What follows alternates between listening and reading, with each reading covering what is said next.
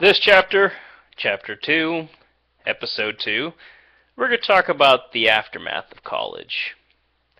The aftermath of college left me with a crippling debt. And this one's probably going to be a shorter episode, but the aftermath basically followed me. Okay, I got unemployed for a little bit because there was just no jobs hiring in the area, and, my vehicle went to shit at one point, and it was tough. It was rough. Taking the bus and whatnot on limited budget adds up. I don't care if you get yourself a money card, of month fees, especially when Denver was constantly upping the price on the bus system because they were adding the, light rail that only a fraction of the people technically used, for main use, while canceling off the bus lines I needed to get to certain areas that I constantly went to and used to actually work at. Yeah. Good job, RTD. There's a reason why they call it RTD. Reason to drive. Okay. And, well, I went through several issues. I got employed by IBM for a little bit, and greatest thing ever. But unfortunately, they kind of screwed me around for a bit. They basically said, okay, well, we'll hire you for $10 an hour or whatever, and then I'm like, okay, fine, cool. Then, well, we'll talk to you Wednesday and set you up an appointment. Cool. Next thing I know, they call me back Tuesday, and they're like, well, we can't exactly give you that position, so we're going to knock it up to $11.50 an hour, and just come in next Wednesday, and then... Okay. So I'm steadily paying my rent with my credit card at this point, because I'm unemployed. I've already borrowed money from Grandpa to keep me afloat, and I've got, student loans basically steadily wrecking my credit at the same time, so it's getting fun. Not to mention my cell phone bill from Verizon came back to haunt me, not too much long later, and they wanted me to pay them, and I'm like, no, I can't do it. Not your $478 cancellation fee for the phone that I never used, that I came to realize that my Yahoo Instant Messenger was getting the majority of my traffic, and the only people who ever called me on that phone was my occasional employer. Yeah. Needless to say, things went to shit. And it got bad. I was living with several roommates. You figure 5 people in a single house, things would do okay. Yeah, well, when certain people have some issues with their payments coming in, and then me and my best friend and his wife have to cover for them, no offense to you guys, you know who you are. It's not your fault. I kind of relate and I understand. But, when you get in that situation, it kind of hurts your thing. And then when it comes, my turn to pay up and I have no money left because my credit's been maxed out, and my grandpa basically is, basically getting strong-armed by me and my buddy's wife. He didn't appreciate that. My grandpa was not a fan of that at all, and he let my mom know. And he never told me to my face, but then again, that's just how he is. God rest his heart. He passed away 2 years ago in June, and I'll miss you, Raymond Hauser. You're a great man, and your voice commanded my respect. Anyhow, that basically came in, settled in, and I tried to get better paying jobs that were in the area, but unfortunately, it seems a lot of jobs like to screen your credit these days. I don't understand why they do that. It's like, oh, well, he's an irresponsible person. He isn't paying for this and this, so he's probably not going to be a responsible employee. Bullshit. Maybe I just need money to be able to pay my debts, and we'll work on that. It's not because I'm irresponsible, you twits. Besides, my credit shouldn't have anything to do with you. My employer does not need to know anything about my credit. And I really hate how you use that as a judgment system to say, oh, well, he's not making any money, he hasn't paid bills, and so he's probably just a slacker. Yeah, that's what I say to that. Okay? Then the apartment issues come in when you try to move out from having a bunch of roommates, because eventually you want a place of your own. You don't want to share a house with multiple people, even if it does save on rent, because technically sometimes it really doesn't, between groceries, having to clean, the stress, and, covering other, roommates who can't cover their own end of the rent. No. It eventually comes back to haunt you. So, I tried to get an apartment at one point, and every place screens your credit, almost. Unless it's some, like, shanty town or run-down, renovated, place that should have been demolished. Yeah. So they screen your credit, and they're like, nah, buddy, you're not getting in this place. So I can't move closer to the jobs I find more desirable because my credit's shot. I can't get a job that would pay me more because they apparently screened my credit and my credit's shot.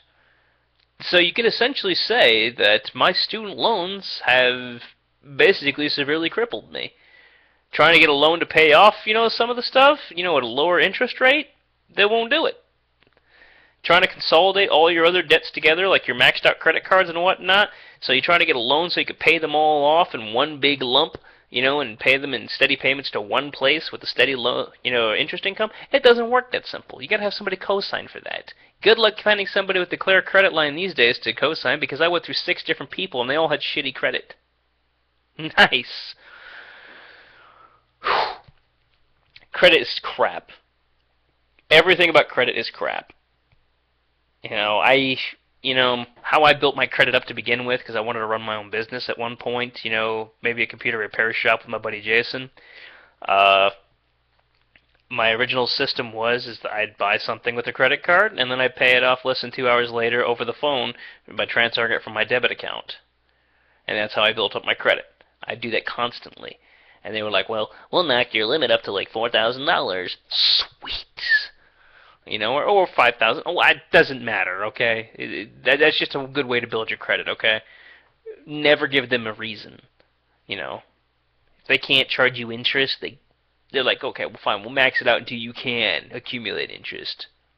They want you to pay. That's how credit cards work. That's where they get you. So you know what? If you're not owing them money, then they don't feel that they're doing their job. So they're going to keep raising that limit until you're like, well, shit, now I can buy anything with my card. They want you to do that.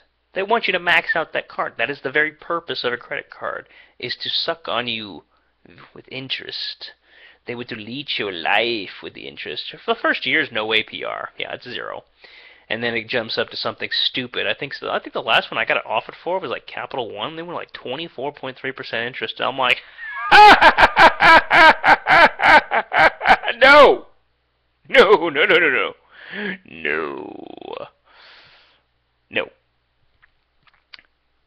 Yeah. Definitely not.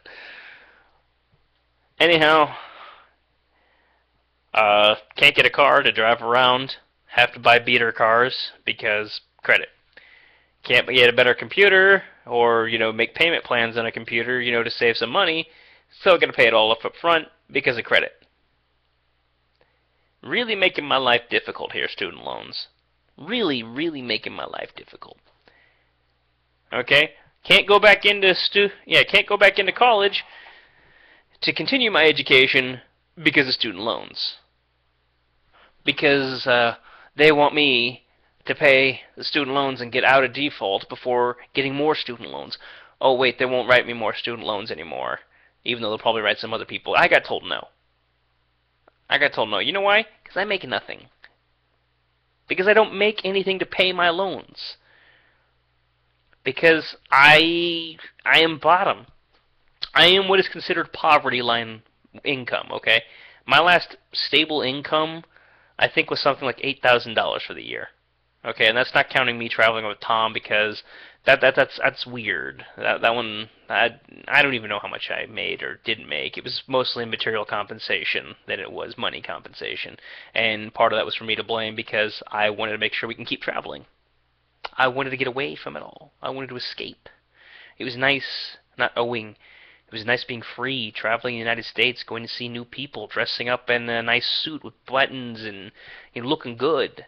I look damn good in a suit. And those who've seen me know I look damn good in a suit. I also love to schmooze with people who are important and can actually talk an intelligent conversation. Yeah, I like being able to hold a conversation with people. Okay? I like talking to people and preferably letting them choose the subject and me just rambling on about it. I try not to talk about things I don't know about, so I tend to listen on things I don't know about. I know about a lot. I will admit that, so it'll seem like I'm a know-it-all on a lot of things, but that's only because I do my homework. I get bored. I look up stuff. You have a computer and there's nothing else to do, you'll get the same way. Unless you're just somebody who just spends most of his time, well, I won't say what you do online, but, some people are into porn, some people are just avid, social media watchers. And I like to look up stuff and try to learn stuff. And I probably should get more heavily into it later.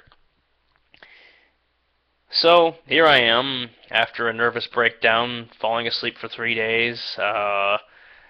This is a couple of years ago, by the way. I basically fell asleep for 3 days. Didn't wake up to go to the bathroom, nothing. I just completely shut down because I realized my debt was just so much I could never pay it off at my current rate. I got a job working a pawn shop for about a year, and the stress was just killing me with all this debt and constantly getting hassled by, phone calls and paper, just endless letters. It's like, I got the first one. I know what I owe. You don't have to send 50 million of them, okay, buddy? I just can't pay you right now. Making $9.50 an hour, guess what? You live in Colorado, it requires $12.50 an hour to even live reasonably. And if you're in debt, so help you. I did the math, okay? I know what it requires to live in Colorado. Okay, you can live on less, but you're not going to get anywhere. And I mean nowhere. I've seen a guy live on $8 an hour. You know what he did? He lived in a hotel. Like the cheap, shitty $25 a night hotel, and then would make a deal with the owner to live there for extended periods of time. And it was no way to live. It was no way to live at all. And he basically go from weekly paycheck to weekly paycheck, just trying to struggle, working 40 to 80 hours a week, just to stay afloat. I can't do that. I like to have free time and I like to work. Okay, I like to help people. I like customer service because I think a lot of people have lousy customer service, and that's another thing I'll probably talk about. Just talking about debt just makes me depressed. That's why I hate talking about money. I'm always into making money, but I can never find a way to make money. People are always like, well, you need to monetize, you need to monetize, you need to monetize. And I'm like, okay. It's like, well, you're funny. You should get into stand-up comedy. No, I shouldn't get into stand-up comedy because I'm not very good at stand-up. I'm kind of an improvisational guy. I just kind of make fun of stuff as I go along. Only the people who know me personally would know that because it's hard to do on YouTube or the internet because I don't have an accomplice right now. If I had somebody, to be side by side with, or even on like, Skype or something or Google Hangouts, that I could jab at, make some fun stuff with, I could probably do something. Well, you should write your stories and whatnot. Yeah, well, yeah, I'm working on it. I'm working on it, and it's going to be the answer until I'm dead, is I'm working on it. That's a secret I can't tell anybody yet, because if I ever do finish it, it'll probably be the one thing that pulls me out of the hole. Yeah. Anyhow, debt has been crippling. It made me get to the point where I couldn't pay my rent anymore, and I told my friends I gotta back down. I heard my mom's birthday was coming up. I traveled all the way down here to Red Cloud to wish my mom a happy Mother's Day, and then I went back. And I'll tell you something. You living in Colorado, man, if you come to realize just how much the altitude affects you. You come down to Nebraska, you're like, I could throw around 80-pound cement bags like they're nothing. Just foo, foo, foo. Get back to Colorado, got a hill like that. Got some luggage with wheels. Oh my God! Why? Yeah, you start to feel like a fat kid trying to move that stuff around. My luggage couldn't have weighed any more than 45 pounds at the time, and it was killing me. It was brutal.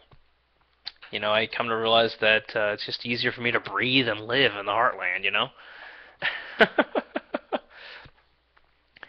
And my dad eventually called me back, and he's like, "You alright out there?" I'm like, "No, I'm being crushed in debt. I'm miserable. I'm alone.